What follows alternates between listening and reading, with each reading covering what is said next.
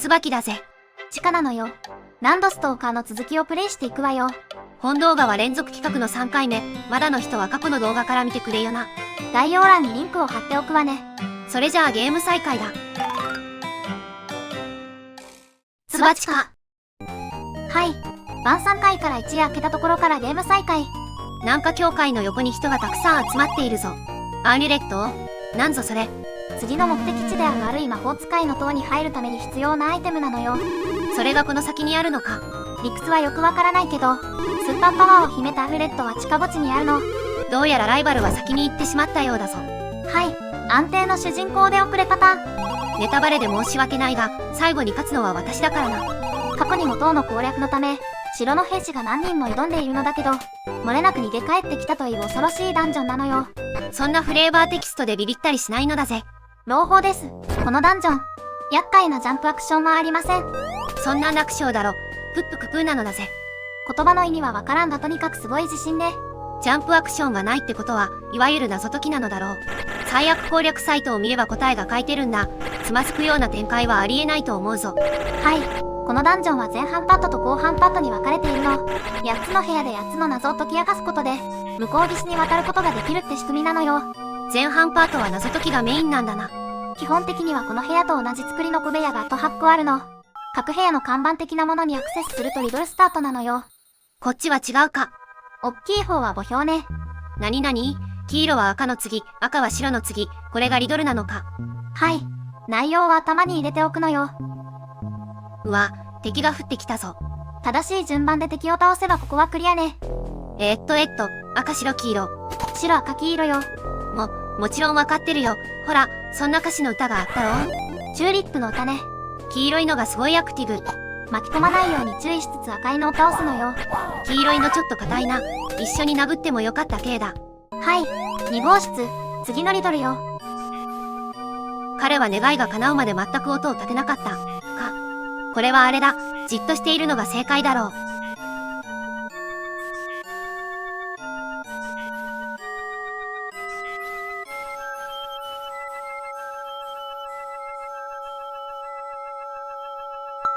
やったぜ。はい。こんな感じに8つの謎をクリアしたのよ。キルネー、いつになくバッサリだよ。どうしても絵的に地味であんまり面白くないの。多分みんなが見たいのは椿さんがボコボコにされたり、穴に落ちてぶち切れるところだと思うのよね。はい、心得ております。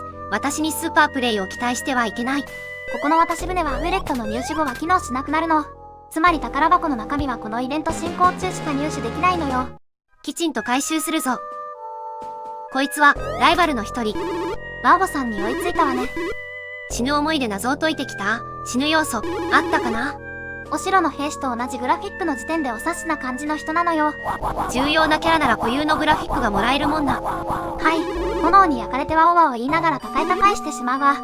YouTube 的にダイレクトな表現を避けるのはわかるけど、それもちょっとどうかと思うぞ。そんなこと言ってたら月風魔伝とか、穴に落ちるたびにモザイクがいるわよ。火の玉の意志に身を任せよ。はい。鉄格子に火の玉がぶつかればクリアになるのよ。鉄格子に触れればいいのかな。とりあえず様子を見るか。他界してしまう。なんとなくジャンプ。これでいいのか？結果オーライです。こいつがボスキャラかな。あれれ。どうなってんのこれ。ヒントメッセージを確認するのよ。ムワーン、来るな。効果なし。謎を解かねば倒せないわ。アサイド・ザ・シャドウさん。なに見えるのは幻。その傍らに真実は痛みを伴う。とな。同じ内容だ。意味はわかるかしら？そのまんまの意味だろう。どこかに姿の見えない本体がいるんだ。こいつ、攻撃力がえぐい。6とか5とか食らってるわね。マジで見えないの？マジでノーヒントなん？普通は影だけでも表示してくれるもんだろう。そんなものはない。適当に剣を振り続けるのが成功法なのか。くそ、どこだ？どこにいやがる？汚ねえぞ。素手で勝負しろ。素手で。おるぞ。この辺におるぞ。おら。死んだ。雑魚が調子に乗り寄ってからに。はい。お宝をゲットして帰宅なのよ。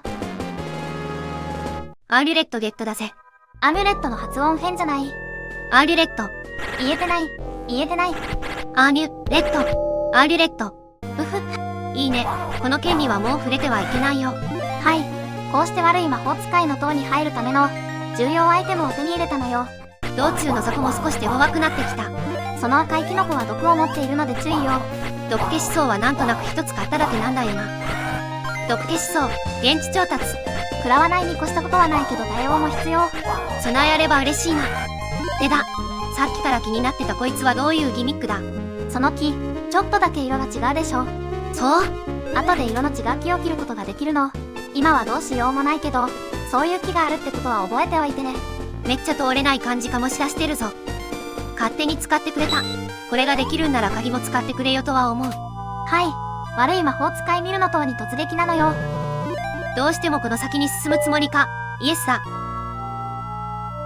また彼とメッセージボード。私に何か用でもあるのか？はい。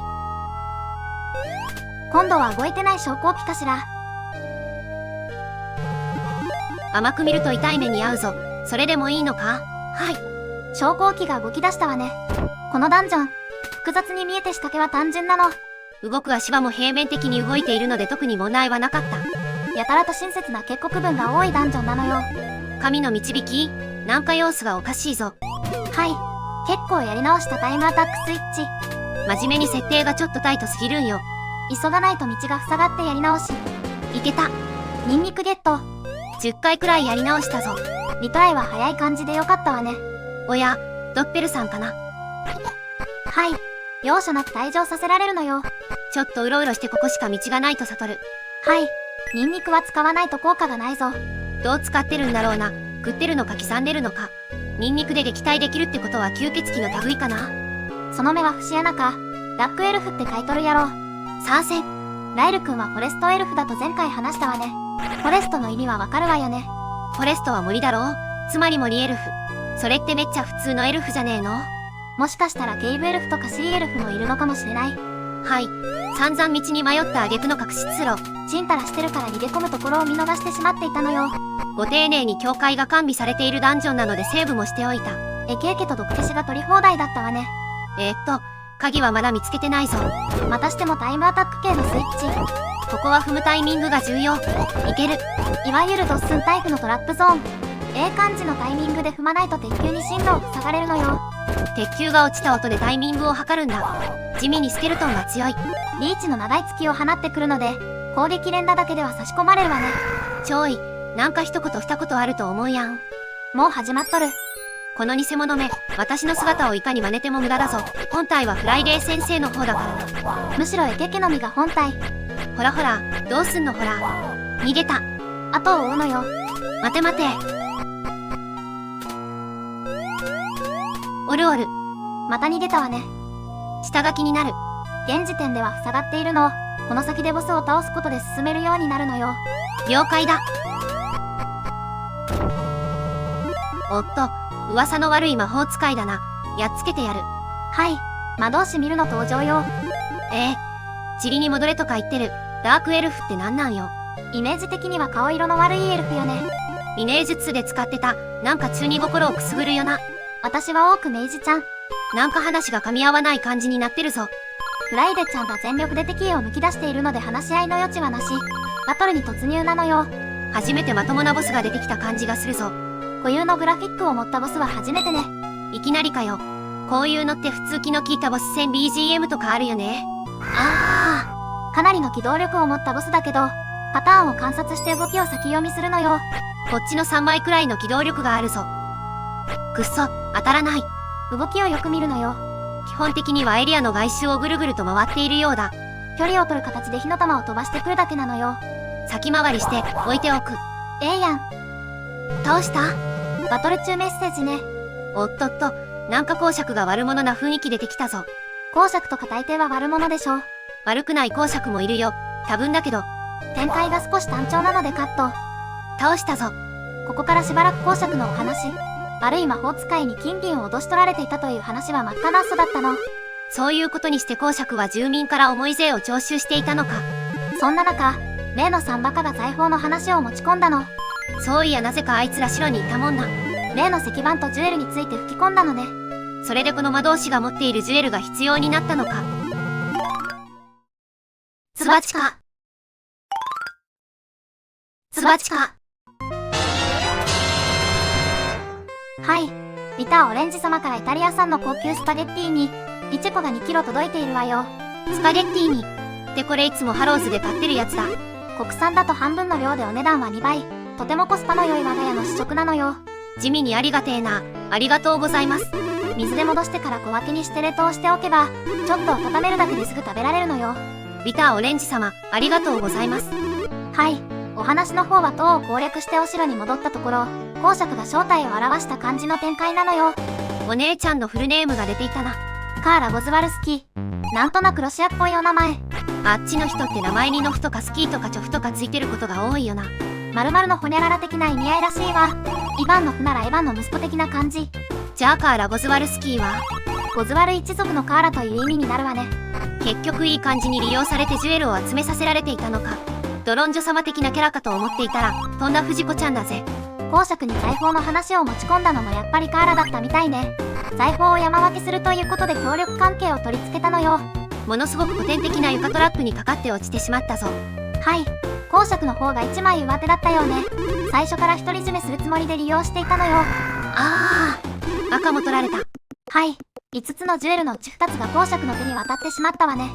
こういうのはあれだ。結局全部公爵が手に入れて先にラストダンジョンに入ってひどい目に遭う流れ。はい。ということで城の地下滅球なのよ。すいません。簡単なお話だけだと思っていたので、塔をクリアしてからセーブしていません。気合でクリアするのよ。カーラ様おるやんか。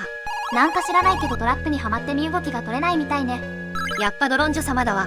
藤子ちゃんには届いてないギャグ要因だ。スルーして先に進むのよ。お先に失礼するのだぜ。おっとっと、でかいトゲ鉄球。クラットルクラットル。先生、お願いします。フライデー。様々である。これはもう、ずっともでいてくれないと困る関係。あれ、扉が開かない。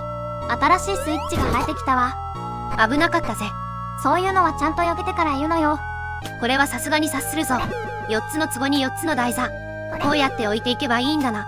うっかり投げて壺を割ってしまうと、また鉄球と追いかけっこする羽目になるわよ。そんなヘマはしないのだぜ。その先はいつものタイムアタックスイッチ。道を覚えるのに10回くらいやり直したぞ。基本的にはノンストップ教師郎。道に迷ったり、少しでもジャンプに手間取ると時間が足りなくなるギリギリの設定なのよ。よっしゃーい、抜けたぞ。はい、城の地下牢獄、公爵に物申した剣の人たちが捕らえられているわ。この人、公爵の家臣ではないぞ。前回少し名前の登場したメップル国の人ね。お姫様の教育係的なポジションなのよ。そっか、肝心のお姫様は絶賛行方不明なんだな。はい、お姫様発見。マジかよ。どうやらこの塔に幽閉されていたようね。このトカゲ野郎は公爵の側についてたのか。敵の親玉にライバルから、囚われのお姫様、王道展開のパッツが出揃ってきたわね。メープル国ってのはライルの故郷でもあるんだよな。自国のお姫様を助け出すとか、ベタな英雄ターンだ。いいぞ。難点としてはお姫様のテンションがちょっとイカれてるの。悲劇のヒロイン気取りっていうか実際そうなんだけど、なんかすごいテンションで酔いしれてるやべっこなのよ。何はともあれジュエルと財宝、そしてお姫様の救出ってタスクが発生したんだな。さらに言うなれば公爵の目的は世界征服なのよ。これはいわゆる、ついでに世界も救ったれ状態なの。なんか話が急にでかくなってきたぞ。映画で言えば20分くらい経過したあたりかしらね。基礎解説を終えて物語の目的が明確になる頃合いか。無事に城の外に出ることはできたわね。この Z ってやつが中ボス区分のライバルキャラだな。決着は割と終盤なの。縛りプレイの場合は低 HP でこいつを攻略するのが一番の難関なのよ。お姫様のテンションがやべえ。なかなかにいいキャラしてるわよね。これ、どうすりゃいいんだ。飛び降りればいいのよ。マジかよ。エルフはとても強靭なのよ。そんな設定知らない。むしろ人カスより体力ないイメージだぞ。そこはフォレストエルフだから。だからそれは普通のエルフなんやで。はい、東の訓練棟では将軍ラザコとバトル中なのよ。お助け申す。体力は残り4だけど残機は多いので安心ね。復活時の HP は半分しかもらえないので、見かけより HP はずっと少ない感じにはなるよな。そうね。現状だと高 HP を維持できるのは宿から出た最初の部分だけになるわ。歩いて体力回復する靴が早く欲しいぜ。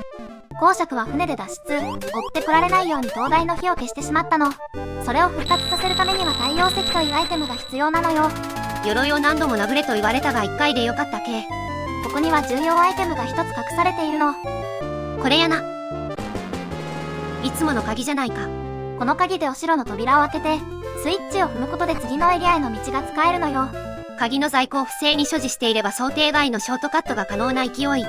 そこの扉を開けた先にスイッチがあるのよ。事後報告だけど道具屋さんで販売されていた新商品のチャイムを購入しておいたわ。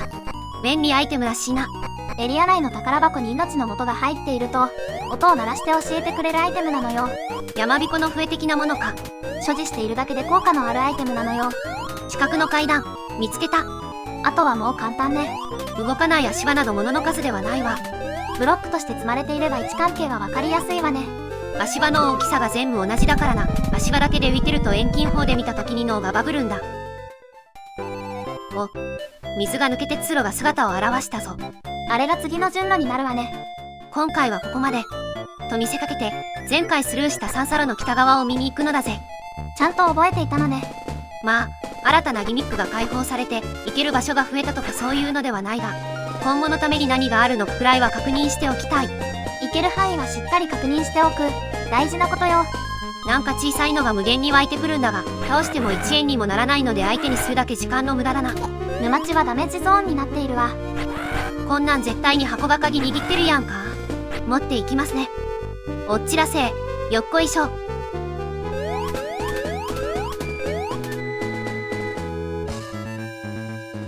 でい、また箱だ。2つ使う高度な仕掛け。で出口見えてる。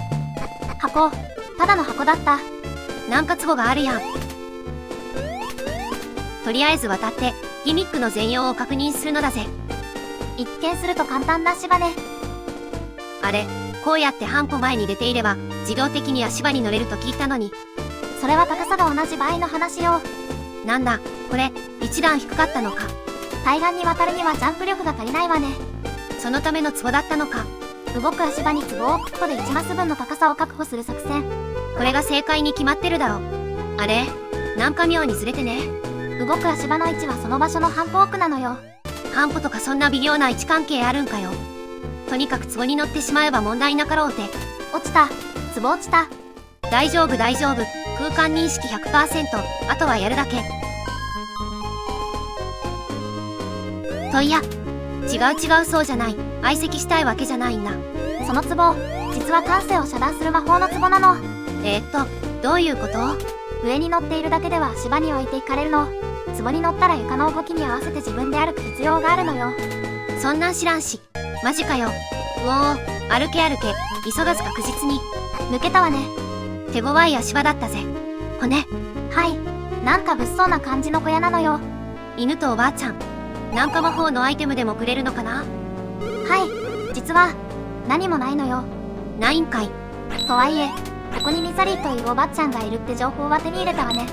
無意味な小屋ではあるまいて、後で来ることになるなら名前は覚えておこう。名前からしてやべえやつなのは間違いないわ。アウターゾーン的な。それはミサリー。ミサリーってタイトルのやべえ女の映画があるのよ。物書きの先生を拉致監禁するファンの話だな。知っとるやんけ。スティーブン・キング原作。次回に続くのよ。つばちか。つばちか。はい。ということで今回はここまで。次回は太陽石を求めて旅を続けるわよ。実はもう一つダンジョンをクリアしているのだが、機材トラブルで音が入っていなかったのだ。本来であればメルカトルの前に攻略するダンジョンになるわ。ここをクリアすることでちょっとしたファストトラベルが可能になるぞ。トレントの子供たちは日本で1セット、互いに繋がっているという設定なのよ。これでちょっとした近道ができるようになるな。はい、事後報告でした。こんな感じにレトロゲームの話題や実況プレイをしているチャンネルだ。まだの人はぜひチャンネル登録してくれよな。トップページのリンクをクリックすれば X のアカウントにアクセスできるのよ。少し早めの投稿予定を知りたい人はフォローしてくれよな。その上にあるチャンネルの概要欄をクリックすると干し芋やマシュマロを投げられるわよ。欲しいもは Amazon の欲しいものリスト。何かご支援いただければこの辺の空いてるスペースが賑やかになるかもしれません。マシュマロ質問はたまったらネタにするのだぜ。動画のコメント欄でも全然大丈夫よ。というわけで最後までのご視聴ありがとうございました。次回もお楽しみに。また遊びに来てくれよな。またね。今夜は早速スパゲッティーニをいただくわよ。ペペロンチーノにしてくれよ。あれ大好きなんだ。美味しく作るにはコツがいるのよ。シンプルゆえに奥深いのがペペロンチーノ。我が家のオリーブオイルは 100% ペペロンチーノ用です。オリーブオイル切らしてるわ。サラダ油で代用してもいい？断じて認めん。ですよね。